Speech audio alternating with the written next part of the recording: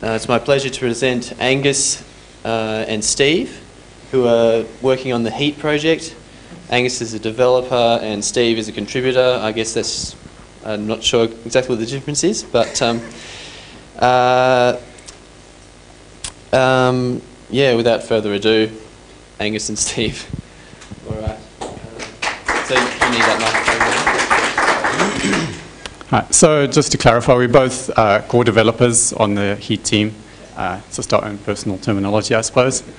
So start off with what is OpenStack. You probably all have, this is just trying to give a context because initially some of the other OpenStack projects were left out of overviews and things. So you have the usual guys at the bottom. And then there's some new projects coming along, Red Dwarf, Monica, Libra. And there's actually a couple of different, I think there's 2 different versions of the load balance as a service, Salometer and Heat. I've done them because they officially have gone into incubation, and there's a dashboard. So I've also layered this just to show roughly who speaks to who. Of course, the load balancer is actually underneath the API of Quantum, so it's not quite accurate. It's quite appropriate that Heat is sort of sitting next to the web UI, because I kind of think of them in a similar way, in that they are both consumers of all the client libraries of all those other bottom projects, whereas Horizon, the web UI, is obviously making client calls in response to user clicks. Heat is more automated. Yeah. So they're both REST APIs. The one's just pretty, and the other one's more of a mechanical API that you could program against. So yeah, Heat and Salometer are going through an incubation process. At the end of the Grizzly cycle, will apply to become an official OpenStack project, and will either be approved or will go through another cycle or something. And in theory, these boxes in the white will be able to start incubation. So it's a way of bringing projects in a cohesive way. The incubation process, I think, works quite well. At least, well, ask me again after we've been approved. So this is trying to give you the big picture of what Heat does. It's a bit of a cheesy name, but basically what gets your application from a template and some user parameters up into the cloud? Heat. So basically, you write a full template that can start up a sort of tiered, multi-instance, all sorts of resources in it, pass the user parameters, and Heat will drive the API of all the other projects to instantiate. So yeah, it's all about creating the resources with an OpenStack, and then once those resources are created, wiring them together into a complete working application. So why focus on template-based orchestration? So I think we've heard a little bit from Puppet why obviously working from a text file is a good idea. Conversion, your infrastructure, like your version software, and repeatability is really important. And you can use one API. So you could just speak to Heat. You wouldn't have to speak to any of the other APIs. It makes it simpler to operate it. And you can then start talking about your higher level application, which may include many instances, as one entity. So it helps to group and make things a bit more logical. Yeah, so just a couple of examples. As far as repeatability goes, we created some native quantum resource types that allow you to quickly spin up a full quantum configuration based off a single template.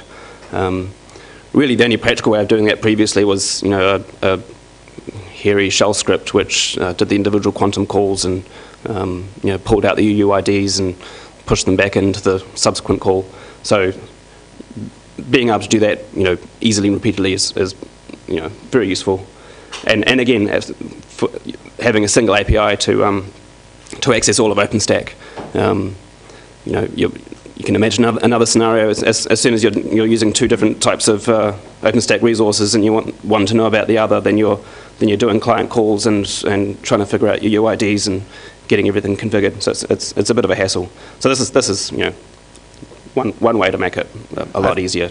I think we've had quite a few projects and talks about orchestration on top of cloud. And I think it simply highlights bit of a missing gap, and people need, I feel like the OpenStack API, although very powerful, is not always easy to use for an end user, and it's helpful to have an orchestration layer on top, just to make your life a bit easier. So it's probably valuable to point out at this point that Heat started as a implementation of Amazon's CloudFormation in OpenStack. CloudFormation is a sort of JSON-based template file which you throw at AWS and it brings up your cloud. But it's kind of evolving beyond that. CloudFormation was chosen. We had to make up a user when there was no code. What does this user want to do? They want to migrate from Amazon to OpenStack. So okay, fine, and they're using CloudFormation. So let's implement that.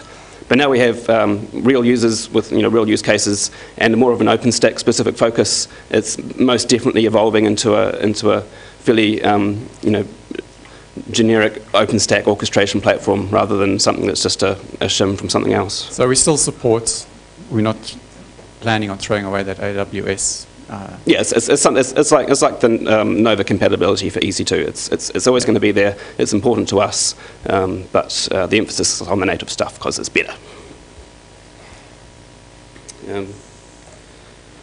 So this is the YAML version of the template. So basically, it's a direct translation, which is mechanically convertible between YAML and JSON.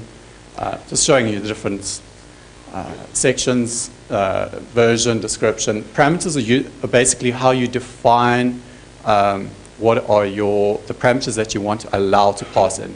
And there's a lot more, like you can see the allowed values, there's quite a lot of scope for testing the input.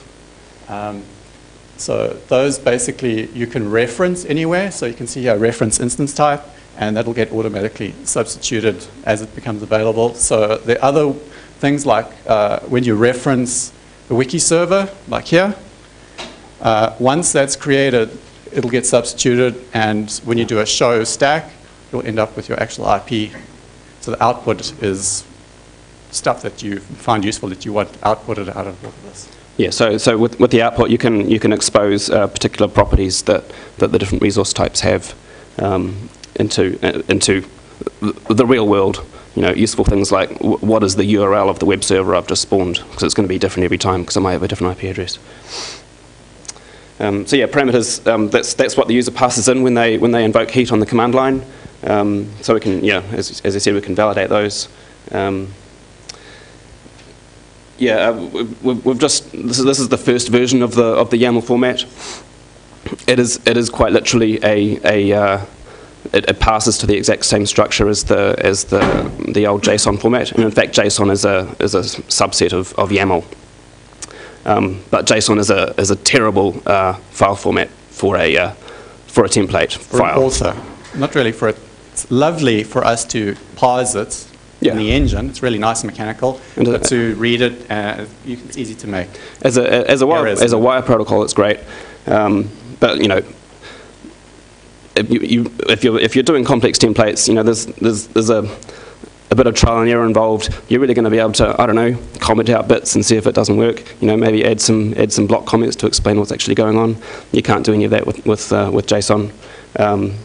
So that's one technology factor that drives some people away from CloudFormation. I'm not using this. It's done with JSON. It's a ridiculous language. So at least we've got past that. We'll continue to evolve the YAML format, really focusing on what users need to bring up templates. So this is just the first version. If there's a feature that's not in there yet, it's not the end of the world. So yes, trying to show the breadth of resource types, and just to try and show we're not just configuration management. We have, and you can use many other configuration management systems that Hook can find. It's not descriptive. The idea is it's driving the actual API of the other OpenStack projects, which translates into resource types. And there's others that are built on top, for instance, like order scaling, nested stacks, load balancers, and other things which you can create with virtual machines, essentially. So instances, volumes, floating IP, S3 is provided by Swift, security groups, limited user support because it doesn't, AWS user doesn't necessarily translate nicely to Keystone. We have some limited support for it. And we have a minimalist CloudWatch implementation, and we're basically looking to get the monitoring aspect into Solomita at the moment. So with that CloudWatch functionality, you can have auto-scaling and load balancer as well. Yeah, so the resource types in this left column, these are, and these ones here, they comply to the CloudFormation spec. But because we have to basically have a shim between Amazon's semantics and OpenStack's, that makes them a bit more complex than they would be if they were native resource types. So these three down here are heat specific, and we're just going to go through each OpenStack project and create native resource types for those, and they really are just the very thin wrappers over API calls. And I think, the main purpose for making OpenStack specific resources is because OpenStack has features that AWS doesn't, and vice versa. So you don't want to have the worst of both worlds. You want to try and expose the best of both if possible. Yeah, we're going to have to be careful about how we do instance, because that's where all the magic happens.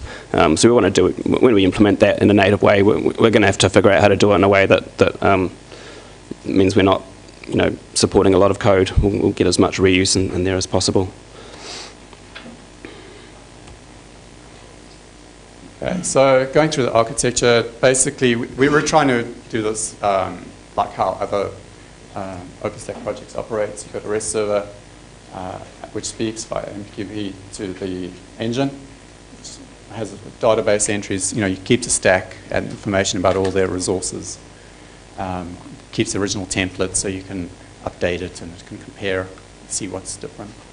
So once it's gone and created it, there are certain resources like watch conditions, which need to signal back to the Heat API that it's truly finished. So not just started as far as Nova is concerned, but actually fully configured and ready to go. So that way you can say, build this instance, but don't start until the other one is completely ready. So that's why we have a wait condition REST call that comes back out. And the other one there is so that you can post statistical information back to CloudWatch and do things like auto-scaling. So this architecture has been chosen to use the same techniques that other OpenStack projects use to get scalability. So the APIs just scale horizontally because they're stateless. So you do the usual high availability story there. We can use the same message bus as the rest of the OpenStack services do in the controller network. Heat engine, we need to do a little bit more work there to get it scaling out. But it'll happen when it needs to. And DB, you can do whatever HA policy you have for the rest of your OpenStack. But this architecture is quite complicated for something that is essentially just making a series of client calls on your OpenStack. So another thing that we'll look at in the future at some point is wrapping all this up in some single entity, maybe a single daemon that can actually live outside the OpenStack network. So at the moment, it needs to be deployed within your infrastructure. Yeah. So if you're a user who uses clouds and you want to use Heat, you'll get to use Heat if your cloud provider chooses to install it for you and offer it as a service. But it's just like all of the other slightly higher level services like database as a service. There's plenty of database as a service cloud products out there. It's entirely up to you whether you want to use them. It either meets your needs or it doesn't, and just because it's there doesn't mean you must use it, or some other solution doesn't meet your needs better. So it's all about offering choice to users of clouds. We think cloud providers should install it because it adds value and all that stuff, and users will evaluate it for what it is, and they'll use it if it meets their needs. That's sort of the way we're approaching it.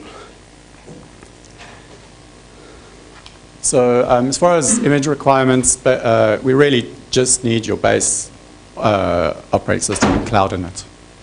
Cloud Init goes and installs the key and runs user data and saves away the metadata. So it's pretty simple, really.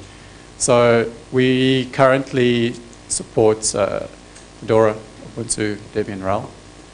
It shouldn't be a big deal supporting others. We just haven't had users asking. And if the image doesn't install our little CNF tools, it will automatically, just to try and make it basically more approachable to use generic images. And obviously, the image is going to boot faster. If you have a complicated instance with a lot of packages, you can basically trade off whether you want to start with a really simple image and install everything and configure everything, or if you're going to use that image a lot, it's going to be faster if you pre-install the packages on and then only configure later, because it will just boot so much faster if you don't have to sit there installing packages. Yeah, so you can make that trade-off yourself. One core feature of Heat is the ability to define templates that have auto-scaling rules, based on load in the instances. So if a rule triggers and it starts cranking up instances, you don't really want them then installing HTTPD and PHP over the network before your instance can actually come online and meet that extra demand. So right now it's a little bit of a drag to create customized instances. There's a lot of tools out there, but it's not well integrated. Sometimes you need a full virtualization stack to do it. I suspect there'll be an OpenStack project that provides this as a service at some point. So at the moment, we've made a wrapper just to try and make life a bit easier. Heat, Geos, and a couple of common flavors that you might want to pick just to build the basics, and then you can basically edit your own Oz XML template and add extra packages and then create it like that. So, and that also registered with Scan. So just trying to wrap that up and make it a bit easier. So I'm actually going to do a technical demo today,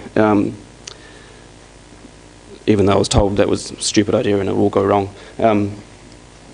So I wanted it to be completely offline. I didn't want to have network issues, causing problems. So I created my own image which had everything on it that it needed. So I could just quickly show you the Oz template that we ended up with. So it's just an XML file. It uses the Fedora ISO, install ISO. It's adding a repository to get the Heat CFN tools RPM, and then it's just specifying a list of packages that it needs. And then further down, I can after the install is run, I can run arbitrary commands. So here I'm just creating a user to log in as. Grabbing some extra files for the demo, doing a yum update to make sure everything's up to date, and that's it. It wraps it up into a QCOW image, and then I can upload it into Glance.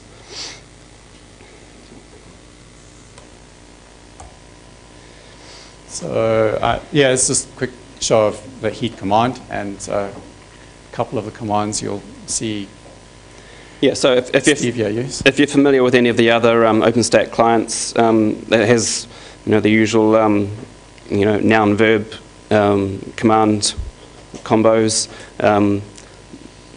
The big entities that we're dealing with here is stacks. That's what's created when you launch a template. So the template's just the text file. Within a stack, it creates a collection of resources. So the commands there, stack and resource. There's other ones like events. Resources can generate events. So there's some commands to find out what's happening there as well. But it's all fairly standard OpenStack stuff if you're familiar with it. Get cracking. Right. Time to do the actual demo. So I just wanted to demonstrate bringing up a template, wiring together different kinds of OpenStack resources, and then showing it doing something actually useful. So we've got an instance which we're going to put MediaWiki on. Got some networking stuff so we can access it, and I've actually got some Swift containers. I just last week wrote the Swift resources to which fairly thinly wraps the Swift client calls. It's a fairly simple API, so it was pretty quick to put together. So let's yeah. So what I've got here, I've got DevStack running. And I'll just show you what processes are going. So, oops.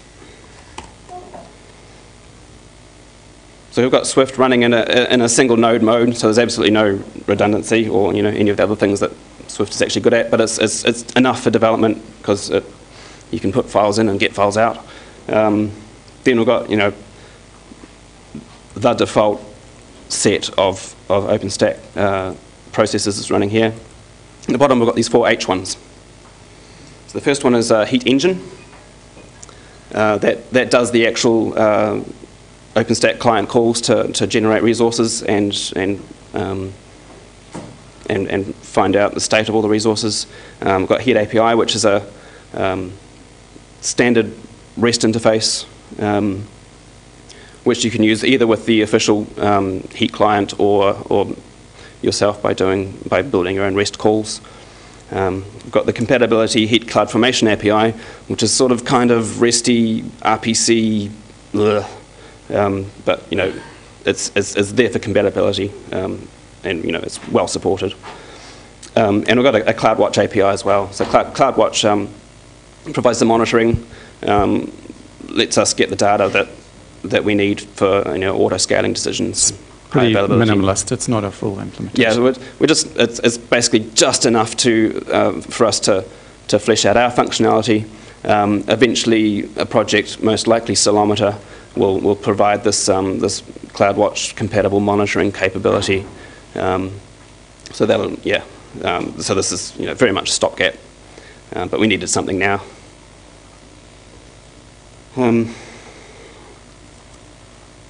So I'll just detach from that. So let's run some commands. Oops, I keep on forgetting it's the old command. Oops. Not that one. So heat, there's nothing there. I just need to set up some environment stuff. What else? Keep here. So I'm just creating, basic security group rules and generating a key pair so that I can SSH into the boxes when things go wrong. So all right, let's launch a stack.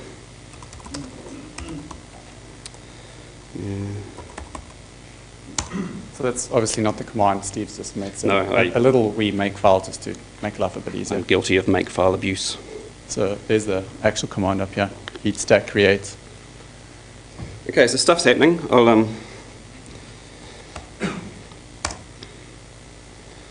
So we're in status create in progress.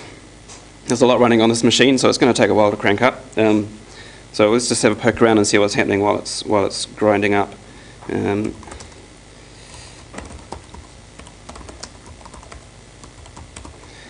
So my stack name is Catipedia. That's this is a name which is unique within my OpenStack user environment. Tenant, yeah. Tenant. Yes, tenant. So I'll just see what resources are going on here. Okay, so we've got the networking stuff. It's good to go.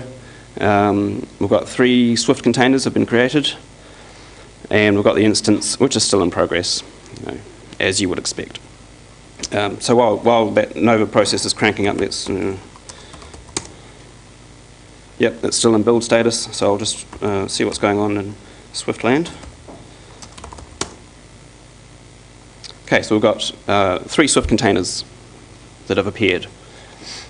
And all prefixed with the stack, so names don't clash. So I've got a bit of a namespace here, so if I launch that stack with a different name, then I can have that stack running twice and there won't be any conflicts anywhere.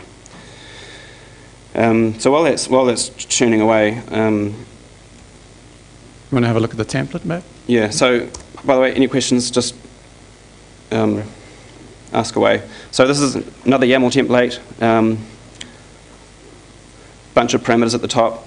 Some of these parameters were just expedient to get this demo going. Like you wouldn't really pass in the auth server. It just so happens that I'm creating an instance which is then making OpenStack calls itself. So we need to get that in, somehow. But then we get into application-specific configuration, like the password for the MediaWiki sysops user, and the root password for MySQL.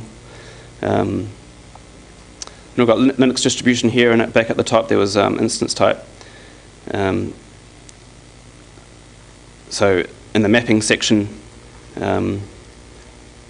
we have the lookup tables, so we can go from Linux distribution and architecture.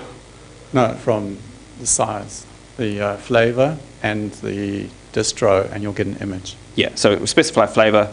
Because you don't have to do this at all. You can just pass in the image ID raw. This is just to try and make it a bit nicer from our commonly used templates, so that we can, start up a different distro, or start up a different size, and instead of having to remember exactly what all the image IDs are. Yeah, so you might want to launch it on the smallest instance that it'll work on for development purposes. Then it'll be cheaper, and you just kill it when you're done, and then crank it up on the production size. So then we get into the resources section. So we've got the networking stuff. Then we're into the Swift containers. So here is I don't know if you're familiar with the Swift API, but here's an example of where I'm setting a header. I need this container to be visible to everyone, because it's going to be directly serving content to browsers. So I'm adding container read to star, and that's exactly how the header's named in the API itself. I'm giving it a name using the join function. So it's joined with hyphen site ID public, so that's why we saw Katipedia-public in the Swift list. I've got another container called another container. This one doesn't have an explicit name in the properties, just to demonstrate that it'll show up as something else when we run Swift list again. And then we get into the instance itself. So it's already got everything installed. I could specify a bunch of packages that it installs here, but I know it's all installed, so I don't have to worry about that. But I do need to start the services that I'm using. Then we need to figure out which image ID. So we're doing this sort of double map lookup to end up with an actual image that we can launch. And you see there's several refs throughout here. You can ref parameters. You can ref other resources in other resources, and that's how you wire things together. So that's how you find out what IP address you've been assigned. And it's internally, it will create dependencies based on those references. And so if it needs to find an instance, if it needs an instance ID, it'll go and create that instance so it can actually get the ID and substitute it. So from user data onwards, it's this is the package that Cloud Image will get onto my instance and make sure it gets executed. So we're calling CFN init. That's the Heat CFN tools script, which will tell Heat that the instance is started and it's alive and we're good to go. Then it's just essentially a hacky provisioning script. In a real example, this is where it would hand off to Puppet or whatever configuration tool you're most comfortable with, or it could be just the script that you need to get it going. It's agnostic to how you do it from this point on. But what I need to do is generate a local settings file for MediaWiki. So it's generating the file itself, and then it needs to append a bunch of stuff to the end of it to wire in Swift. So this demo is demonstrating MediaWiki's integration with using Swift as a storage backend for the files. Interestingly, the Swift client library, which MediaWiki uses, only understands Keystone V1 authentication, which is common when you're using Swift standalone or when you're using public clouds like Rackspace, and I assume HP still supports V1. But V1 has in fact been dropped from Keystone a couple of releases ago, so it didn't work out of the box. So one little bit of PHP rage hacking I had to do was to get PHP V2 authentication working. So I can tidy it up and get it upstream. But if you find some Swift client code in the wild which only does V1, then supporting V2, it would be a nice little change that you could contribute back. The major difference between the two protocols is V1 does everything with headers, V2 does everything with JSON packets. So it's not a huge change. So the rest of this file, it's all just setting up the Swift Cloud Files configuration so that it can poke content into Swift and get it back out again. I'll just scroll down here. See, here we've got we're getting an attribute from the public container resource that we defined further up the screen, and we're getting the website URL, which is the full path, including the container. And MediaWiki really needs to know that so that it can serve the content. So I think you can see it's a little bit messy, and it's because of the way we do substitution. So I think that's one function we need to make, is to be able to do the substitution in a bit of a neater way, so the user data is a lot more readable. Yeah, so YAML supports block text, but it has indent rules for block text and lists. So it's a bit white space sensitive. One space can change behavior, so it's not ideal. This file could be tidied up quite a lot if we could put a lot of this stuff in a up at the top, which maybe sets PHP variables which can be referenced further down. Again, it's stuff like that we'll be focusing on, making the user side of it easier than, say, the way CloudFormation works at the moment.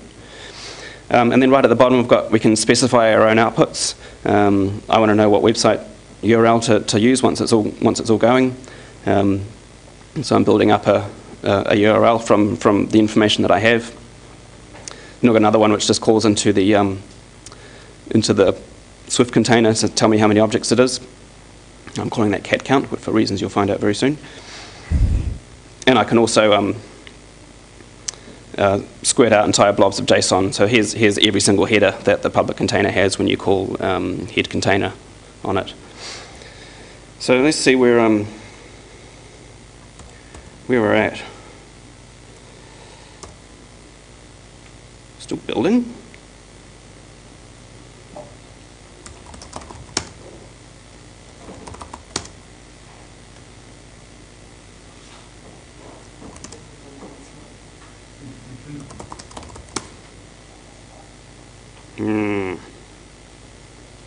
I'm not convinced.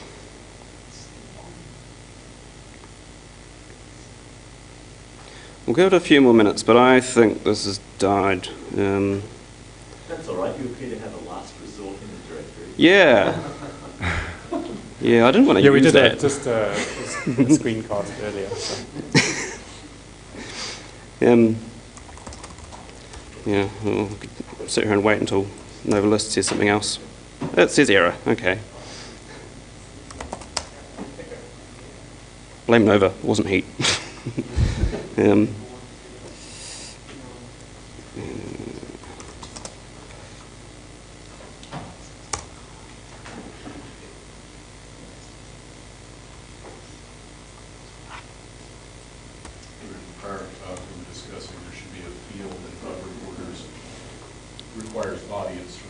Yeah.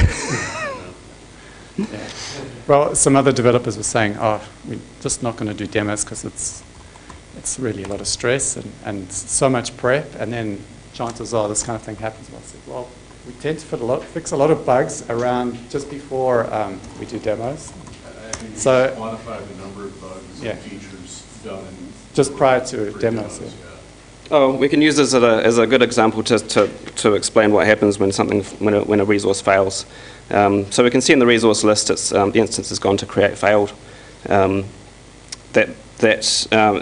the current behavior is that if a resource fails, it just stops creating resources and leaves it up to you to figure out what's going on and clean it up. Well, so and the cleanup is easy, it's just delete stack basically. There are some options to create, which are the fail type. So you can tell it to destroy on fail, and totally clean up, or just leave it as is. Leaving it as is not a bad idea because it at least allows you to get in there and see actually what the problem is. Okay. Oh, look, it worked. So yeah, MediaWiki installed. It's still the default page. That means local settings isn't there yet. It's still churning away in the background.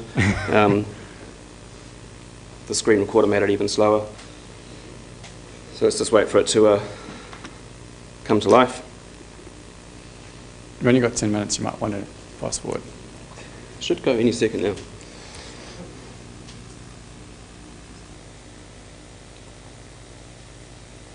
Okay, so I've just run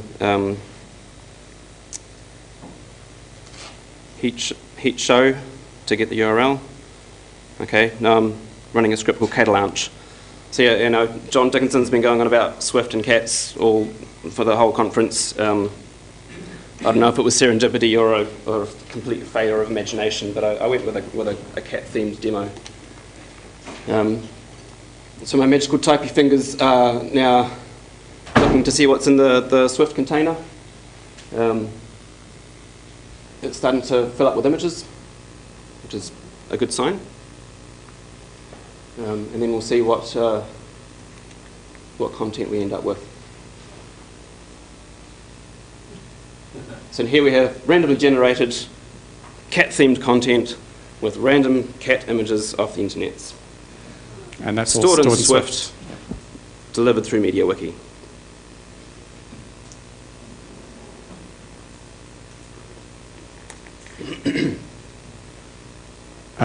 Steve, should we kill it and finish up so Yeah. people can have a chance to have any questions? Kill it, man. Cats.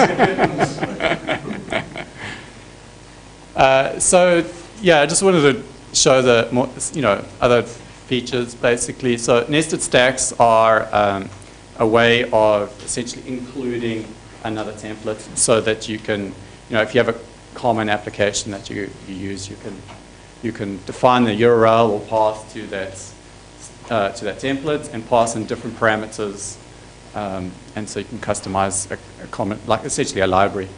Autoscaling uses the CloudWatch, so basically you send statistics and it triggers on alarms, and alarms cause either scale up or down depending on your scale up-down resources.